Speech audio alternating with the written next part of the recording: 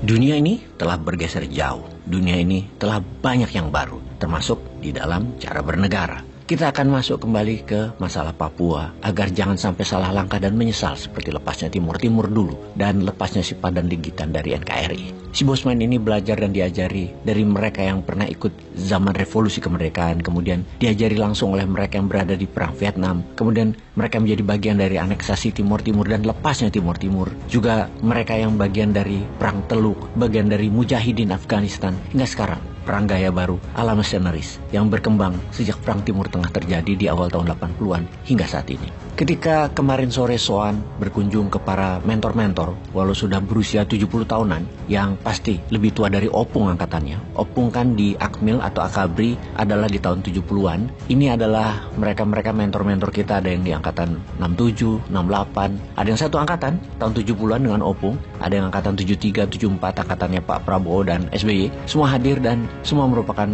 orang-orang senior sejak 30 tahun yang lalu sudah mengajari dunia shadow itu apa, dan mereka saat ini masih tajam dan sebagian bahkan masih mengajar di Lemhanas. Mereka lah yang berkesimpulan hati-hati dengan Papua. Missionaries di sana kalau sudah masuk itu bahaya. Para mentor senior tersebut, saya menyebut mereka dengan nama Las Mohican yang sangat mengenal dunia tentara bayaran tersebut, namun ada bentuk baru yang mereka pertanyakan, Wagner Group. Karena tepat 2 bulan yang lalu ketika data intelijen mengatakan ada missionaries di Papua, Bosman dengan tegas mengatakan pakai Wagner Group counternya. Menjelaskan Wagner memang rumit. Wagner Group bukan hanya PMC atau Private Military Company, atau juga bukan seperti defense contractor seperti Northrop Grumman, Lockheed Martin, juga bukan seperti Triple Canopy yang merupakan private security company seperti Satpam, namun punya senjata dan pelindung, bahkan mampu menyerang sebuah wilayah yang dibentuk oleh veteran tentara pasukan khusus Amerika termasuk veteran Delta Force, Rangers, dan Navy Seals. Wagner Group berbeda. Wagner saat ini beroperasi di Ukraina sebanyak 50.000 orang, di Suriah 5.000 orang,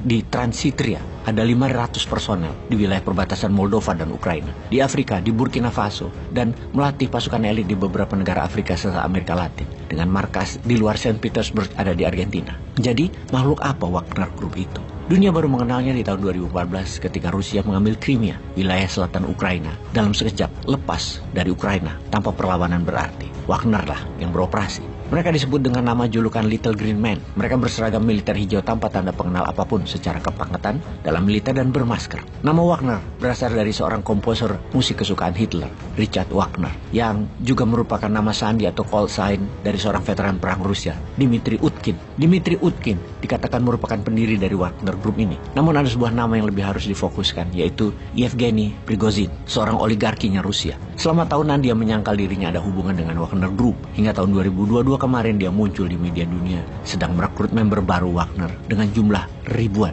Dia memimpin langsung perekrutan tersebut ke seluruh dunia. Wagner tentaranya bukan hanya orang Rusia, namun seluruh dunia, terutama mantan tentara elit sebuah negara. Wagner tidak pernah merekrut non-military person, kecuali baru-baru ini orang-orang penjara. Namun semuanya mereka yang rekrut adalah pasukan khusus, bahkan bukan dari tentara biasa, tapi semua dari pasukan khusus. Prigozhin akhirnya mengaku bahwa dia membiayai dan membangun Wagner Group di tahun 2014 beralamat di gedung mewah di Saint Petersburg sebagai perusahaan bisnis konsultan pertahanan bekerja sama atau bermitra dengan Kementerian Pertahanan Rusia. Lalu apa hubungannya Prigozhin dengan Putin? Ternyata mereka sudah berteman sejak tahun 90-an yang keduanya berasal di tempat yang sama, Saint Petersburg. Prigozhin kala itu adalah seorang penjual hotdog, kemudian memiliki beberapa restoran yang Putin merupakan salah satu pelanggan tetapnya. Ketika Putin menjadi orang tertinggi di Rusia, maka Prigozhin memiliki julukan baru, kokinya Putin, yang kemudian bukan hanya mengurusi makanan istana Putin, namun menjadi penyuplai makanan food supplier militernya Rusia. Semua ini awal dari kekayaan oligar Rusia ini yang menjangkau sampai dunia media di Rusia saat ini.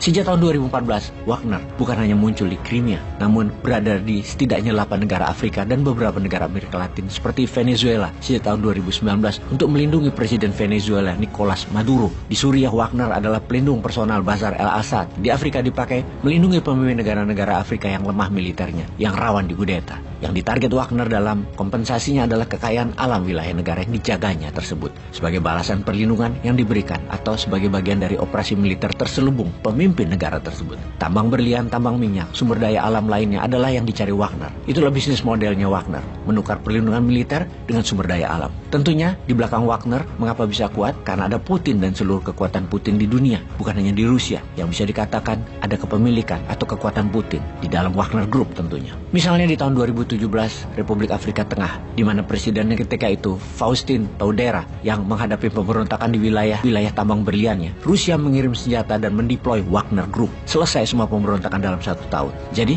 bagaimana? Apa kita pengen tangan bersih di Papua? Ada Wagner Group tuh yang selalu disangkal Putin keberadaannya yang merupakan lawan berat Blackwater-nya Amerika.